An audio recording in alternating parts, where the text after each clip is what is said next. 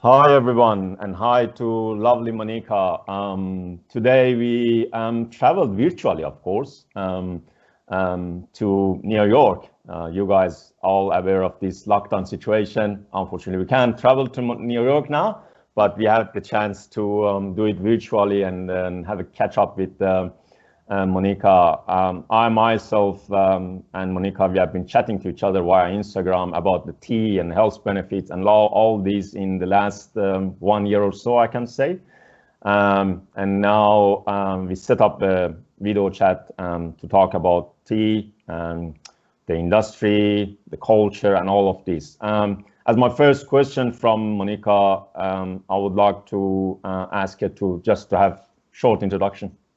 Yeah, hi guys. My name is Monica. I'm based in New York City on Manhattan. I'm super passionate about tea. It's kind of my side hobby in addition to dental school at the time. But I've had a lot of fun with it. Started my account about a year and a half ago, and it's been a really great adventure. And I've met a lot of really cool people and interacted with a lot of really cool tea companies. So I've had a lot of fun. That's great. And part of what you have done, I mean, in your life regarding tea or your experience, can you elaborate a little bit more about that, Monica, specifically for me and anyone watching this video to get something out of you from your experience, tea experience? Yeah, of course. So, I mean, I sort of always grew up drinking tea, but never like drinking tea brewed properly, I would say. So it was always you like throw a tea bag in the teacup and that was what you got. But while I was in college, I had a friend who had spent a lot of her time in China, where they have a very prominent tea culture. And so she really introduced me to the nuances of tea. And then once she introduced me, I sort of ran with it. And then, like I said, about a year and a half ago, I started this tea blog and this tea Instagram account called Travel Through Tea, where I chronicle my adventures in tea around the world. And so I try to work with mostly local businesses and local cafes to hear what they have to say and try their tea, review it. And it's a really great way for me to explore different cultures too. So. That's great. Since I follow your account, that's great to see that you're going to different cafe, trying different tea. That's very good. I mean, at the end of the day, as we discussed earlier, there is a lot behind tea. What is the situation and I mean regarding the tea industry in US or specifically in your area, Monica? Can you elaborate on that a little bit more for us? Yeah, for sure. So I think tea in New York is tea in the US in general, I would say, is a little bit underrated. So I think we've had a few different phases. So now I think the US is at the end, and New York especially is at the end of its coffee phase, where you have all these boutique like coffee roasting places. And when you go to a cafe, they really highlight like where their coffee is coming from and whether it's fair trade, whether it's organic, all those types of things. And you have all these micro coffee shops, sort of like the way that you have micro breweries popping up. And you've seen the same thing with like wine, with whiskey, with gin, all these other drinks. But the same thing with tea hasn't really happened yet. But I think that's the next big wave. So there is a lot of tea shops in New York where you can buy loose leaf. There's a lot of hotels that serve afternoon tea. But in general, I think tea hasn't really hit New York yet. There's not a lot of people who would pick tea over coffee, and I think that's going to change in the next few years as more tea shops start to open up and more places start to focus on tea and where tea is coming from. So that's just my opinion of where tea is in New York right now. But Okay. That's yeah. great. And what about the tea culture? I understand your point regarding the cafe mostly serving coffee and the people again maybe prefer coffee. Can you see any change in the culture, as you said before, regarding the cafe? What would be your expectation regarding the people? And I want to see if there is any preference for the people, for those who loves tea. Is it black Mhm. tea or green tea or white tea? Yeah. So I would say if you go to a standard cafe in New York right now, you're going to have the choice to have tea instead of coffee, which I think is great. And more cafes that I see are branching out from your standard black tea, like an English breakfast or an Earl Grey, and more serving green tea. I've been to a few cafes recently and I featured them on my page that are serving wider varieties of teas. So maybe they serve like a black tea, a green tea, a white tea, oolong, etc. And then same with the afternoon tea at hotels. They usually have, hotels in New York usually have a pretty wide selection, or afternoon tea places in New York have a pretty wide selection of tea. But something that I've actually talked about recently is that even for like cafes and for these afternoon tea places, they don't really tell you how to properly brew the tea. So, I mean, like I've been studying tea now for about 1.5 years, so I'm pretty familiar with like how long you should brew different teas and like some of the different subtleties. But oftentimes at these afternoon tea places, they'll just stick the loose leaf in the pot and then they'll serve it to you and you have no idea how long it's already been brewing for, and you have no idea how long to keep it in there.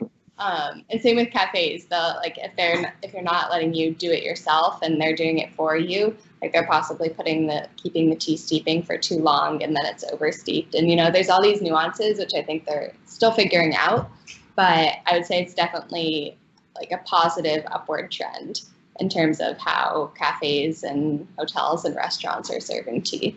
So, okay, based on what you mentioned, Monica, can you see a gap regarding regarding the people and awareness of the brewing temperature and time? Can you see that gap somehow?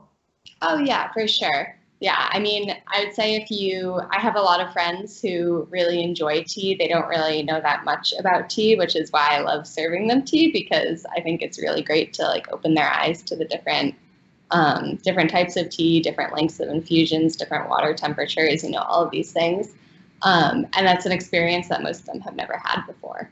So if like your average person were to go to a cafe and ask for a cup of tea, they might like what they're getting, and I think that's great. But I think that there's so much more to that they could be having. There's like this whole other experience that they're not really getting when they don't really know what to ask for. And I think that's sort of a problem. Like they shouldn't have to ask for this specific experience. It should just be like when you have tea on the menu, it should be served properly.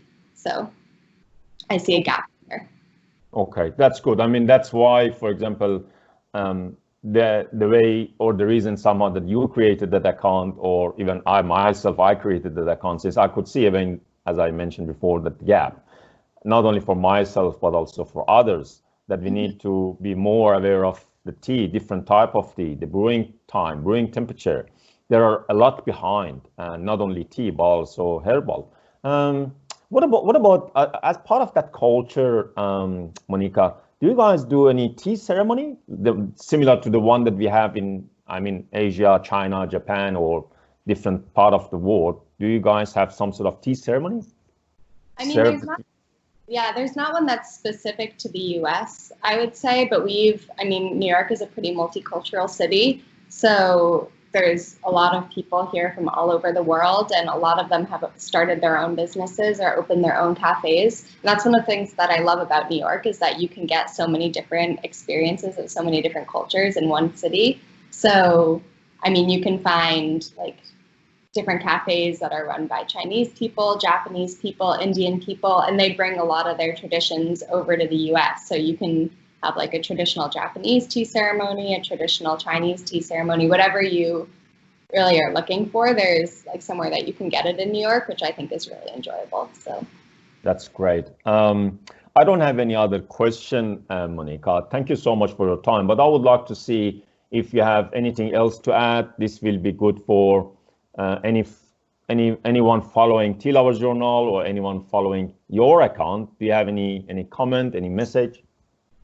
I would just say that I think it can be a little bit intimidating to go to a cafe or to try tea for the first time, and that everybody feels that way. Tea is just like coffee, incredibly complicated. But I would say that the tea lovers and the cafes that you're going to go to, people are really passionate about it. So if you ask them questions, they're going to be really happy to explain it to you and to walk you through the experience. And one of the things that I love about tea is that it's just such like a magical experience. Like, for example, my morning routine, the first thing I do every morning is boil water and make a cup of tea for myself. And I go through the different infusions. I experiment with different things. I try cold brewing. I try sun brewing, all these different methods that people are just like posting about on Instagram, or my friends are talking about. And so I don't know, I would just say to have fun with it, and whether you find your passion through tea by exploring different cafes and traveling the world like I do with my Travel Through Tea account, or whether it's having tea with friends, or whether it's having tea as sort of a meditative experience for yourself, those are all great ways to explore tea, and I would just say to pursue them. That's great. Thank you so much, Monica. It was great to have you for our chat. Hope you continue doing whatever you do as your tea journey in your account and share that with the people.